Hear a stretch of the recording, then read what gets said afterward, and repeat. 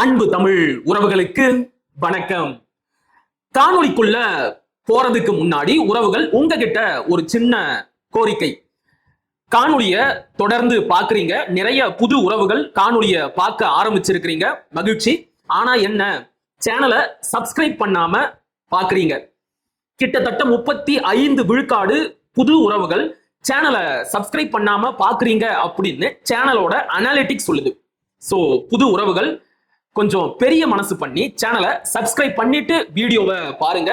நான் போடுற காணொளிகள் உங்களுக்கு பிடிச்சிருந்தா வீடியோவை லைக் பண்ணுங்க, ஷேர் பண்ணுங்க. உங்களுக்கு ஏதாச்சும் மாற்று கருத்து இருந்தா தாராளமா அதை கமெண்ட் செக்ஷன்லயும் சொல்லுங்க. அதே மாதிரி இப்ப ஹைப் அப்படிங்கிற ஒரு புது ஆப்ஷனும் வந்திருக்கு. இந்த காணொளி அதிகமான நபர்களை சென்று அடையணும் அப்படின்னு நீங்க நினைச்சீங்கன்னா அந்த ஹைப் பட்டனையும் கொஞ்சம் தட்டி விட்டுடுங்க. சரி, வாங்க இன்னைக்கான கண்டென்ட்டுக்குள்ள போகலாம். நெற்றிக்கண் திறப்பினும் குற்றம் குற்றமே.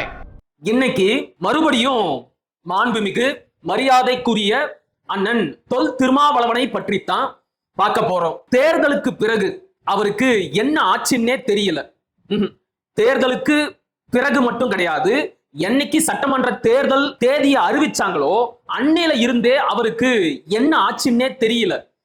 என்னமோ மனநிலை பாதிக்கப்பட்டவராச்சும், ஒரு மனப்பிறழ்வு கொண்டவராச்சும் நடந்துக்கிறாரு, பேசுறாரு. சரி, ஏன் சுத்தி வளைச்சு பேசிக்கிட்டு லோக்கலா சொல்றேன், பைத்தியக்கார மாதிரி தினம் ஒரு கருத்து பேசுறாரு, அத மறுநாள் அவரே மறுத்து பேசுறாரு, மறைச்சு பேசுறாரு. சோ அவருக்கு என்னமோ ஆயிருச்சு. வருகின்ற ஆகஸ்ட் மாசம் 17ஆம் தேதி விசிக கட்சி சார்பாக தமிழ் தேசிய எழுச்சி மாநாடு நடத்த போறாராம். திடீர்னு தமிழ் தேசியத்தின் மீது அவருக்கு என்ன பாசம் வந்துச்சுன்னு தெரியல, இந்த மாநாட நடத்தியே தீருவேன் அப்படின்னு ஒத்த கால்ல நிக்கிறாரு. சரி, எது எப்படி இருந்தாலும் அண்ணன் தொல் திருமாவளவன் நடத்த போகின்ற அந்த தமிழ் தேசிய மாநாட்டை நாமளும் வரவேற்கிறோம், பாராட்டுறோம். ஆனா அந்த மாநாடு தொடர்பான ஏற்பாடுகள் சம்பந்தமாக அவருடைய கட்சியினர் மத்தியில பேசும் போதெல்லாம் கண்டதையும் உளறி கொட்டிக்கிட்டே இருக்கிறாரு.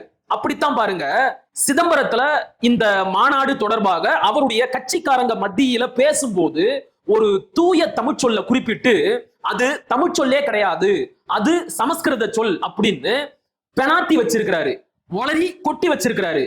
நீங்களே அதை கேட்டுட்டு வாங்களேன். எனவே நம்முடைய கொள்கைகளில் ஒன்றான தமிழ் தேசியத்தை நாம் எப்படி அடையாளப்படுத்துகிறோம் என்பதை சொல்லுவதற்காகத்தான் இந்த மாநாடு. தமிழ் தேசியம், தேசியம் சொல்லி முதல்ல தமிழ் சொல் கிடையாது, அது தூய்மைவாதம் வந்துடும். இந்த இனவாதம் பேசுறவங்க தூய்மைவாதம் வந்துடும்.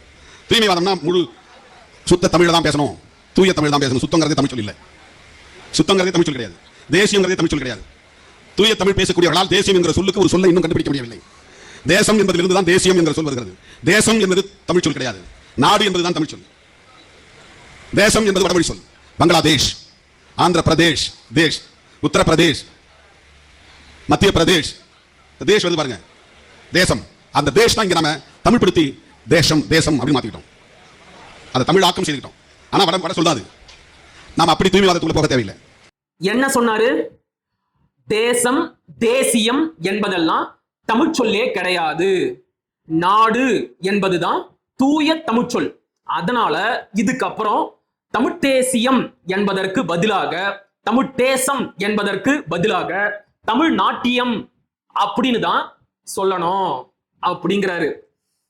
அது தமிழ் நாட்டியமா, தமிழ் குச்சிப்புடியா, தமிழ் கதகளியா என்பதையெல்லாம் பிறகு பார்க்கலாம்.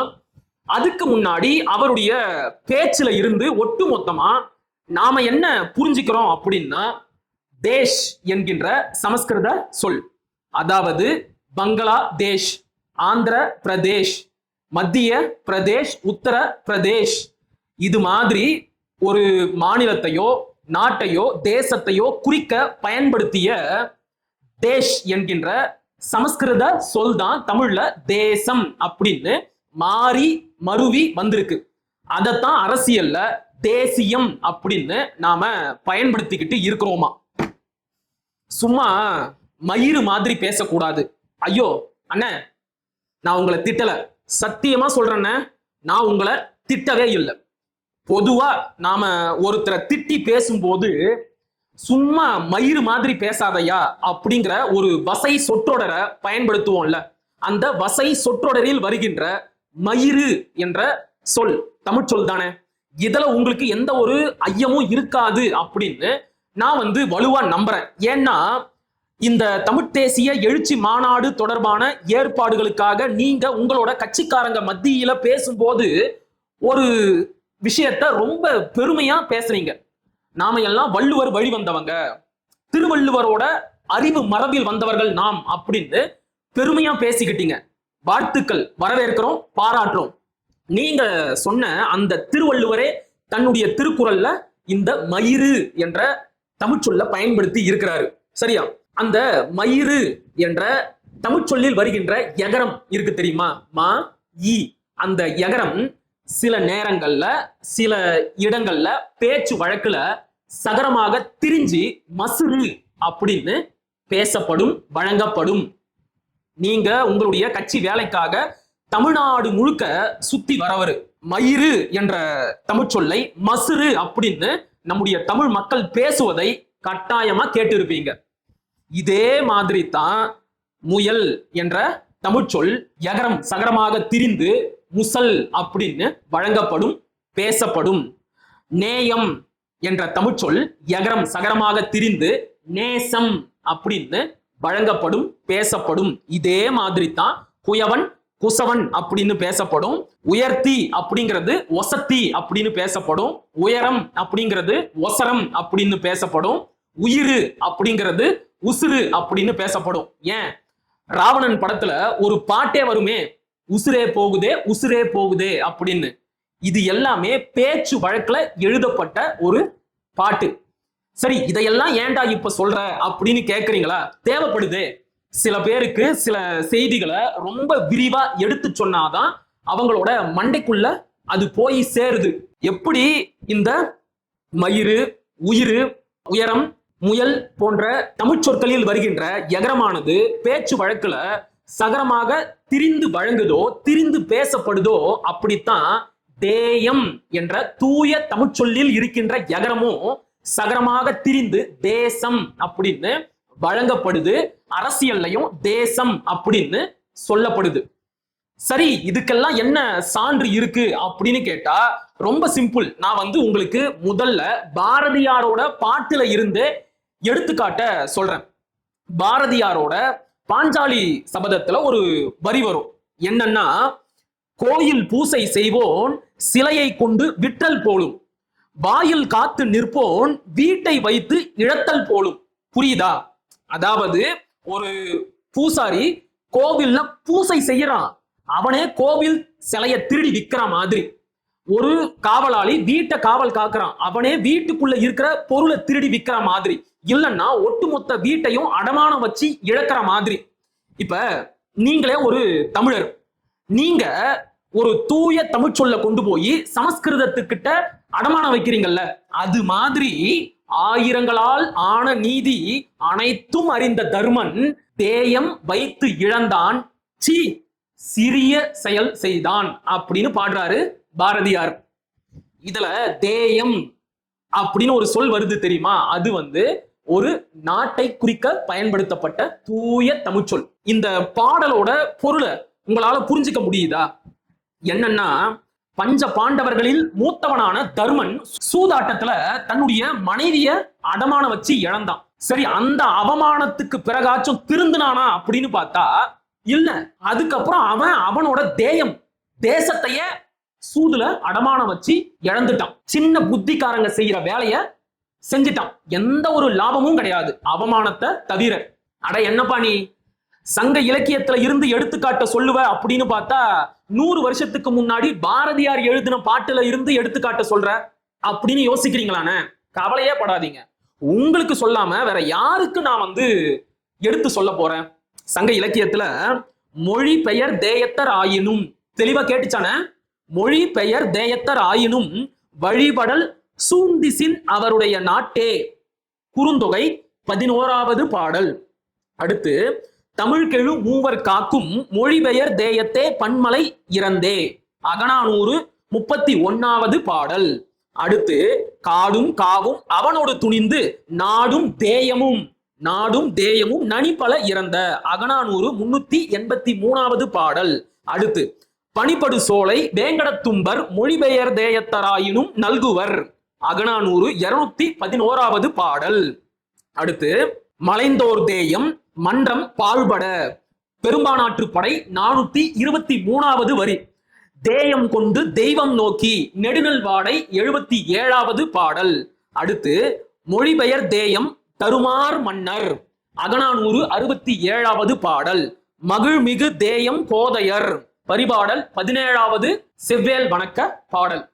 பாருங்கண்ண, சங்க இலக்கியம் முழுக்க தேயம் என்ற தூய தமிழ்ச்சொல் பயன்படுத்தப்பட்டிருக்கு. இந்த சொல் பயன்படுத்தப்படுகின்ற இடங்களை எல்லாம் எடுத்து பாருங்க. ஒரு நாடு, ஒரு பகுதி, இதைத்தான் அது குறிப்பிடும். அப்ப ஒரு மக்கள் வாழ்கின்ற நாட்டையும் நிலப்பகுதியையும் குறிக்க தமிழில் தேயம் என்ற சொல் பயன்படுத்தப்பட்டிருக்கு. அதுதான் காலப்போக்குல எகரம் சகரமாக திரிந்து தேசம் அப்படின்னு ஆச்சு. இன்னைக்கு அரசியல்ல நாம அத தேசியம் அப்படின்னு பயன்படுத்திக்கிட்டு இருக்கிறோம். தெளிவா புரிஞ்சுதானே?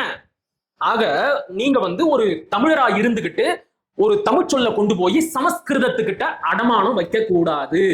இதுக்கு பேரு தமிழ் தேசியம் கிடையாது. தமிழ் மொழியை ஆரிய சனாதன மொழியான சமஸ்கிருதத்திற்கும் ஆரிய சனாதன பார்ப்பனிய சக்திகளுக்கும் காட்டி கொடுக்கிற வேலை. இந்த அடிப்படை கூட உங்களுக்கு தெரியல, இந்த பேசிக் இலக்கணமும் வரலாறும் கூட உங்களுக்கு தெரியல. ஆனா நீங்க தமிழ் தேசிய எழுச்சி மாநாடு நடத்த போறீங்க. இதுல வேற பேசும்போது நாம் தமிழர் கட்சியினரை பார்த்து நக்கல் வேற அடிக்கிறீங்க. இன்னைக்கு வரைக்கும் இந்த தேசியம் என்கின்ற சமஸ்கிருத சொல்லுக்கு ஒரு தூய தமிழ் சொல்ல இந்த குருதி தூய்மைவாதம் பேசுகின்ற தூய தமிழ் தேசியம் பேசுகின்ற சில அற்பர்களால கண்டுபிடிக்க முடியல அப்படின்னு நக்கல் அடிக்கிறீங்க, கேலி பேசுறீங்க, கிண்டல் பண்றீங்க. எது தமிழ் சொல் எது வடமொழி சொல் அப்படிங்கிற வேறுபாடே தெரியல. நீங்கள்லாம் தமிழ் தேசிய எழுச்சி மாநாடு நடத்தினா என்ன, நடத்த காட்டி என்ன? நம்ம நாட்டோட ஒரு பகுதியை அந்நியனுக்கு விட்டு கொடுக்கறதும், நம்ம நாட்டை பத்தி நம்முடைய எதிரிகளுக்கு காட்டி கொடுக்கறதும், நம்முடைய மொழியில இருக்கிற ஒரு சொல்ல தூக்கி சமஸ்கிருதத்துக்கிட்ட கொடுக்கறதும் ஒண்ணுதான். மாபெரும் இன துரோகம், தமிழ் மொழிக்கு செய்கின்ற துரோகம். சரி, உங்களுடைய பேச்சுக்கே வரனே. ஒரு வாதத்துக்கு நீங்க சொல்ற மாதிரி தேசம் என்பது தமிழ் சொல் இல்லாமலேயே இருக்கட்டும், அது சமஸ்கிருத சொல்லாவே இருக்கட்டும். திராவிடம் என்பது தமிழ் சொல்லா? அது தூய சமஸ்கிருத சொல். அது மட்டும் உங்களுக்கு இனிக்குதே எப்படி திராவிடம் என்கின்ற சொல்ல மட்டும் அப்படியே அள்ளி அணைச்சி ஆற தழுவிக்கிறீங்க? இங்க ஒரு தமிழ் சொல்ல தூக்கி சமஸ்கிருத சொல் அப்படின்னு கொடுக்குறீங்க. என்ன உங்க அரசியல்? இந்த லட்சணத்துல நீங்க தமிழ் தேசிய எழுச்சி மாநாடு நடத்தணுமா? வேணாம். தமிழ் தேசியம் அப்படிங்கிற அந்த தத்துவத்திற்கே அது மிகப்பெரிய இழுக்கா போய் முடிஞ்சிடும். புரியுதா? தயவு செஞ்சு ஒரு விஷயத்த பேசுறதுக்கு முன்னாடி தெளிவா தெரிஞ்சுக்கிட்டு பேசுங்க. எதையாச்சும் பேசணும், நாம் தமிழர் கட்சியை கிண்டல் பண்ணணும், குத்தி காட்டணும் அப்படிங்கிறதுக்காக பேசாதீங்க. புரியுதா? மீண்டும் ஒரு காணொளியில் சந்திப்போம். அதுவரை இணைந்திருங்கள். இது உங்கள் நெற்றிக்கண். நான் உங்கள் அசோக்குமார் மகிழன். படிப்போம், பகிர்வோம், பயன்பெறுவோம், கற்போம், கற்பிப்போம், களமாடுவோம். தமிழ் வெல்க, தமிழர் வாழ்க, தமிழ்நாடு வளர்க, தமிழ் தேசியம் மலர்க, மலர்க, மலர்க. நன்றி, வணக்கம்.